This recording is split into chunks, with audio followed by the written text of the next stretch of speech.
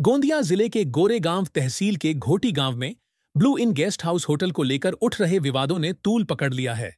Hotel मालिक doctor Bhupesh Nandeshwar ने आज एक पत्रकार परिषद आयोजित कर पूरी बात सामने रखी।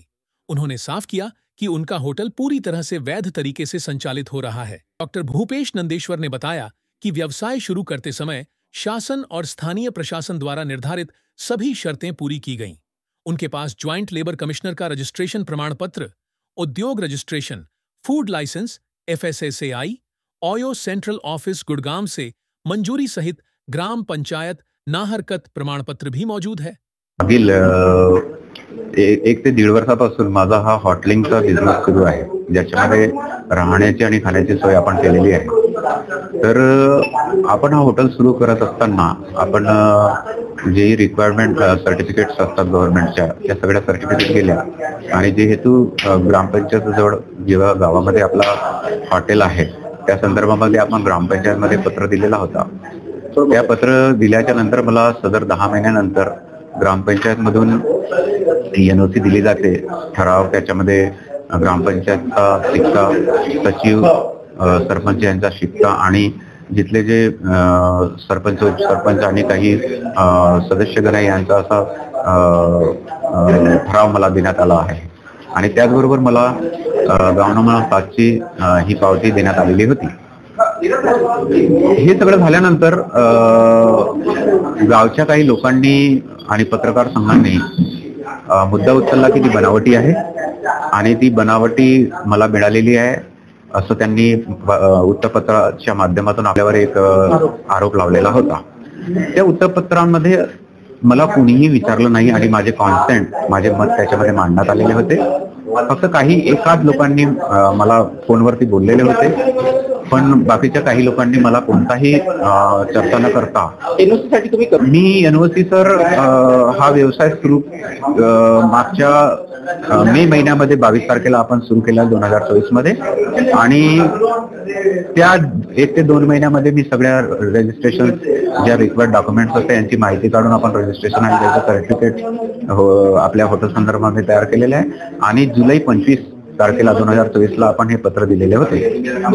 ते पत्र दिल्यानंतर त्यांचा वाचन 2 महिन्यानंतर होतो आणि मला त्याच्यातून फोन येतो ग्रामपंचायतीत की आपला पत्राची वाचन झालेलं आहे आमच्या मासिक सभेमध्ये आणि आपण आपल्याला देऊ। तर या संदर्भामध्ये माझ्या सरपंचासोबत ग्रामीण अधिकारी यांच्यासोबत चर्चा होते आणि त्या अशी चर्चा चालू असताना तब्बल 10 महिन्यानंतर मे महिन्यामध्ये 2025 मध्ये मला ही ग्राम सदस्यांनी 2 ग्राम सदस्यांनी ते माझ्या हॉटेलमध्ये आणून दिलेली होती। काय नाव आहे त्यांचे नन्नूलाल राहंडाले आणि एक बिसेन सदस्य होते, त्या साहेबांनी आणून दिलेली होती आणि मला त्याचबरोबर पावती सुद्धा 10,000ची आणून दिलेली होती। किती पैशांची मागणी? 10। त्यांनी मला सांगितले सर की बऱ्याच साऱ्या लोकांना आपण NOC दिलेली आहे, कारण की मला हे NOC ला पैसे द्यावा लागतो याची माहिती नव्हती। फक्त ग्रामसभेला एक देणगी द्यावी लागते याची मला माहिती होती। तर त्यांनी सर असं सांगितलं की आपण बऱ्याच साऱ्या लोकांना पेट्रोल पंपवाल्यांना किंवा कोंबडी पालनवाल्यांना, पोल्ट्री फार्मवाल्यांना आपण दिलेले, त्यांच्याकडून 1 ते 1.5 लाख रुपये घेतले। तर मी म्हटलं सर मी माझा सगळ्या सर्टिफिकेट्स माझ्याकडे आहे, मी एवढे पैसे देऊ शकणार नाही। तर आमच्याच गावचे एक सदस्य गृहस्थ इथे गोरेगावला राहतात, त्यांनी कॉन्टॅक्ट करून तिथे मीटिंग घेतली आणि तिथे मला 50,000 रुपयाची डिमांड केली। तर ते ऑनलाईन सगळे ट्रान्झॅक्शन हे आपल्याकडे आहेत। पैसे कशा स्वरूपात दिले आपण? 25,000 त्यांना आज मला द्या आणि त्यांना मी ट्रान्झॅक्शन केलेलं होतं आमच्या त्यांचा काही हस्तक्षेप नव्हता, फक्त त्यांनी तिथे त्यांच्या घरी बसण्यात आलेले होते।